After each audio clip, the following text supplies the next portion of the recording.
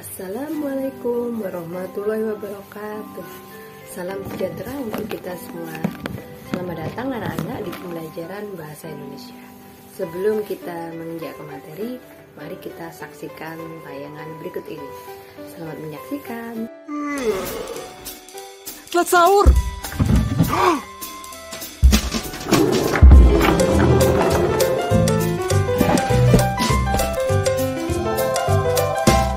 Stok pop mie-nya, sabiin puasanya.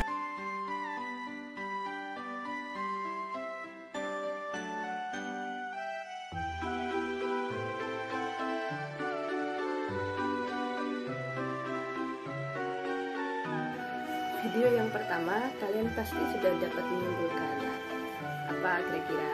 Ya, benar sekali. Yang pertama adalah iklan. Untuk tayangan atau gambar yang kedua, di situ ada gambar apa? 5 jari didominasi dengan gambar yang menonjol. Itu namanya apa? Poster. Terus yang ketiga ada gambar orang memakai masker. Terus ada tulisan di situ yang mudah diingat oleh seseorang. Itu yang namanya slogan. Sebelum kita ke materi selanjutnya untuk membahas lebih jelas mengenai teks iklan, poster, dan slogan, mari kita perhatikan kompetensi dasar yang akan kita pelajari dan tujuan pembelajaran yang akan kita pelajari hari ini. Kompetensi dasar atau hal yang akan kita pelajari ada dua. Yang pertama, di kompetensi dasar 3.3, yaitu mengidentifikasi teks iklan, slogan, dan poster.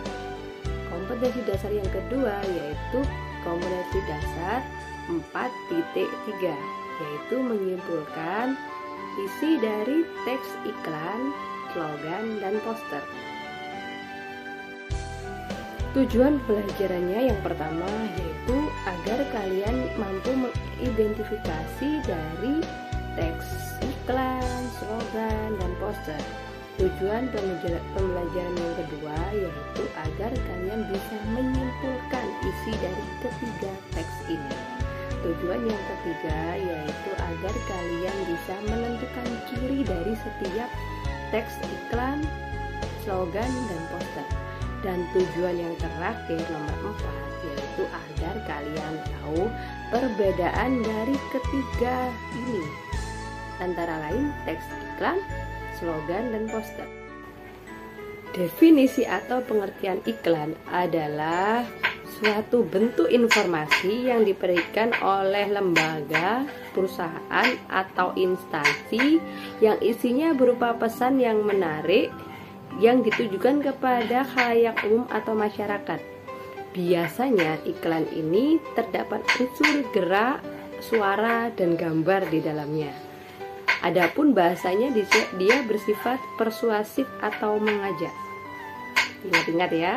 Ciri-ciri iklan ada 3. Yang pertama, bahasanya harus singkat, padat, dan jelas. Jelas di sini maksudnya dia tidak bermakna ganda atau ambigu. Yang kedua, bahasanya harus informatif dan komunikatif. Jadi mudah dipahami oleh semua dan bersifat informasi. Jadi semua orang itu tahu mengenai. Fungsi iklan terbagi menjadi 4. Yang pertama yaitu bagi perusahaan atau dunia komersil. Tujuannya apa? Untuk menjual produknya. Yang kedua juga bagi perusahaan, tetapi tujuannya untuk memperoleh karyawan atau mendapatkan karyawan. Fungsi yang ketiga yaitu bagi pemerintah, tujuannya untuk memberikan informasi layanan masyarakat kepada masyarakat mengenai program pemerintah. Yang keempat, yang terakhir adalah bagi perseorangan, untuk memberi informasi pada setiap individu untuk membeli atau menjual barang. Untuk jenis iklan berdasarkan isinya terbagi menjadi 3. Yang pertama adalah iklan niaga atau iklan barang dan jasa. Seringkali kalian melihat di koran atau televisi. Biasanya iklan ini bertujuan untuk agar pembeli atau yang melihat itu tertarik untuk membeli barang atau jasa tersebut.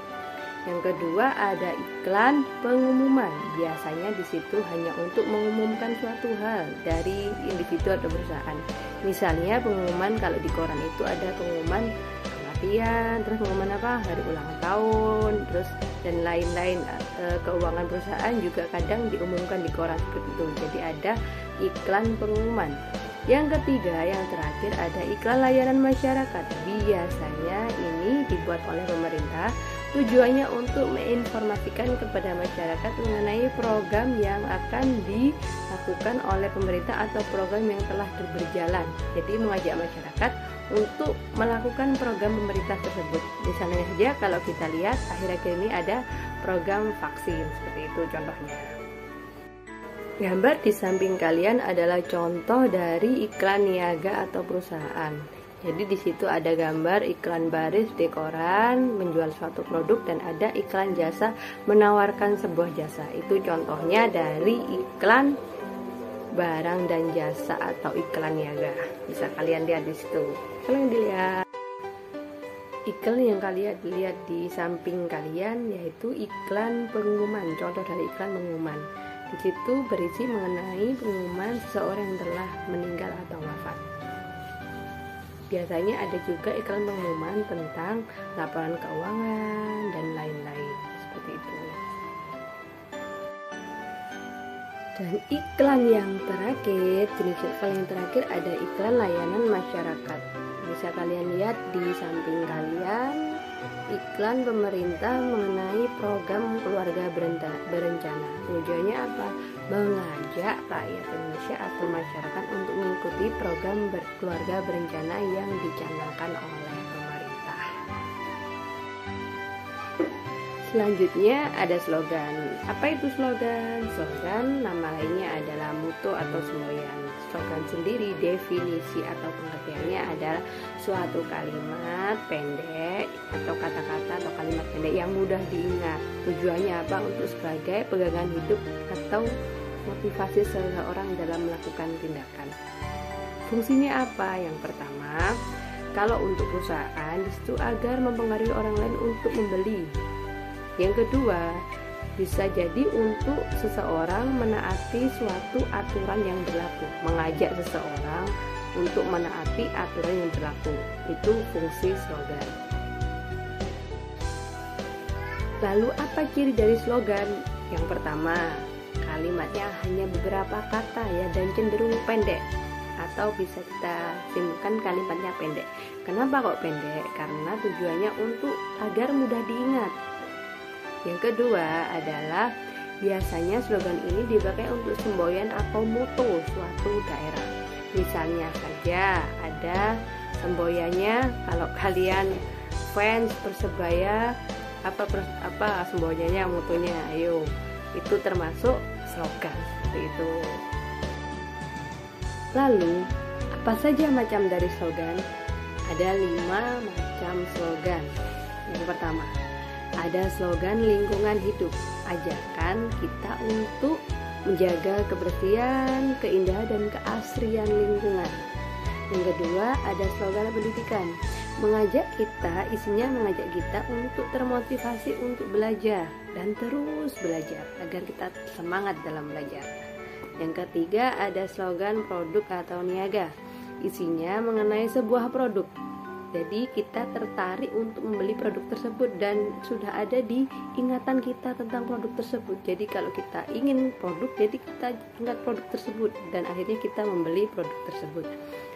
Yang keempat ada slogan motivasi, isinya apa? Memberikan motivasi atau semangat kita dalam menjalani kehidupan.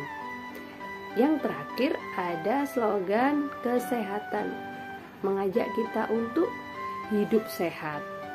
Seperti itu. Apalagi di era pandemi ya, banyak slogan tentang kesehatan. Lalu apa saja contoh dari slogan? Yang pertama, ada slogan lingkungan hidup. Hijau lingkunganku, bersih udaraku. Maksudnya apa di sini? Jika banyak tanaman di situ, maka udara yang dihasilkan sehat. Yang kedua, ada slogan pendidikan. Contohnya apa? Buku adalah jendela dunia. Jadi dengan buku kita bisa melihat dunia. Jadi kita bisa tahu tentang dunia. Misal ada atlas, di situ ada pakaian, dari pakaian, terus kota-kotanya. Dari situ kita kan bisa melihat tanpa kita harus datang ke sana. Terus yang ketiga ada slogan produk atau niaga. Contohnya mie yang paling terkenal di Indonesia, Indomie seleraku, itu termasuk slogan produk. Dan yang keempat ada slogan motivasi, mengajak kita untuk semangat dalam menjalani kehidupan. Misalnya, kegagalan adalah awal dari keberhasilan. Maksudnya apa? Gak apa-apa kita gagal, tapi suatu saat kita akan berhasil. Jadi memberi semangat kita untuk terus mencoba sesuatu hal. Yang kelima, terakhir ada slogan mengenai slogan kesehatan, mengajak kita hidup sehat. Misalnya Mansano in corpore sane, itu kalau bahasa Latin, tapi dalam bahasa Indonesianya, di dalam jiwa yang sehat terdapat tubuh yang kuat. Maksudnya apa? Mengajak kita untuk hidup sehat. Kalau kita sehat, kita akan memiliki jasmani yang kuat, seperti itu. Biasanya slogan ini tidak terpaku pada hanya kata-kata. Biasanya juga ada yang berupa ada gambar tersebut. Ada gambar di situ, tujuannya untuk menarik pembaca. Misalnya dalam rokok, kalian kalau pernah lihat di bungkus rokok itu ada tulisan merokok membunuhmu, itu termasuk slogan juga. Juga biasanya dilihat di kamar mandi atau di sekolah, di sudut-sudut sekolah, di situ juga ada slogan. Itu termasuk slogan karena mudah diingat oleh kita, seperti itu.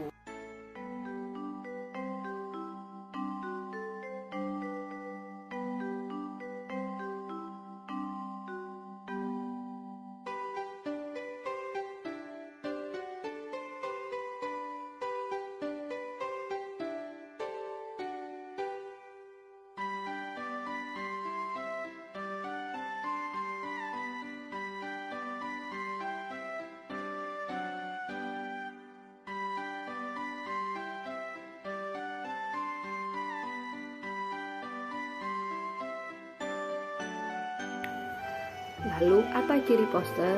Yang pertama, dia berupa gambar dan tulisan, kombinasi gambar dan tulisan.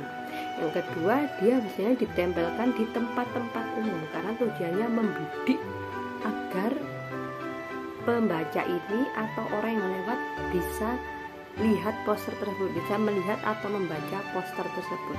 Itu ciri-ciri dari poster.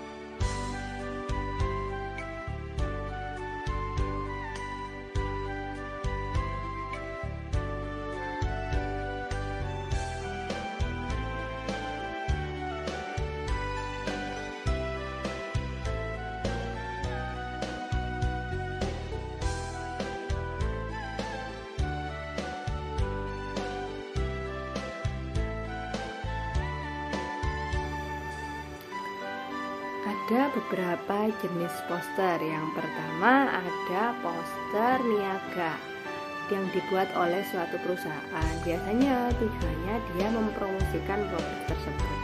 Yang kedua ada poster kegiatan. Biasanya dikeluarkan oleh suatu lembaga, misalnya sekolah, mengeluarkan poster untuk mengikuti kegiatan lomba 17 Agustus. Yang ketiga ada poster layanan masyarakat, itu yang membuat pemerintah untuk kegiatan yang diadakan oleh pemerintah, misal kegiatan vaksin. Yang keempat ada poster pendidikan yang membuat bisa guru, itu tujuannya untuk apa? Atau praktisi pendidikan ya yang membuat, atau orang yang perhatian pada dunia pendidikan. Tujuannya apa? Agar kalian termotivasi untuk selalu belajar, seperti itu. Gambar di samping kalian lihat itu adalah contoh poster pendidikan dan contoh poster layanan masyarakat. bisa dilihat di situ yang pertama ada gambar yang menonjol 3 anak kecil ya. Di situ itu termasuk poster pendidikan. Yang gambar di sampingnya termasuk poster layanan masyarakat. Di situ ada posyandu, ada menimbang anaknya ya. Itu tujuannya agar mengajak orang-orang datang ke posyandu. Antara iklan, slogan, dan poster ada persamaan dan perbedaannya. Untuk persamaannya, mereka sama-sama menggunakan bahasa yang singkat, jelas, dan mudah dipahami. Untuk perbedaannya, jika iklan, dia menonjolkan gambar, gerak, dan suara. Untuk iklan, untuk slogan, dia lebih menonjolkan kata-kata yang mudah diingat karena sebagai pedoman hidup atau pegangan seseorang atau untuk motivasi seseorang. Jadi, untuk yang ketiga, poster. Poster ini dia lebih menonjolkan ke unsur kata dan gambar, perpaduan kata dan gambar. Ingat-ingat, 3 itu perbedaan antara iklan, slogan, dan poster. Terima kasih anak-anak, kalian sudah menyimak materi mengenai teks iklan, slogan, dan poster. Semoga kalian dapat memahami materi yang Bu Rima sampaikan. Jangan lupa patuhi protokol kesehatan, rajin beribadah, jangan lupa ya anak-anak ya, sholat 5 waktu bagi yang beragama Islam. Terus juga meskipun corona membatasi gerak kita, tapi corona tidak akan membatasi kreativitas kita. Jadi teruslah berkreasi. Itu pesan Bu Rima akhiri. Wassalamualaikum warahmatullahi wabarakatuh.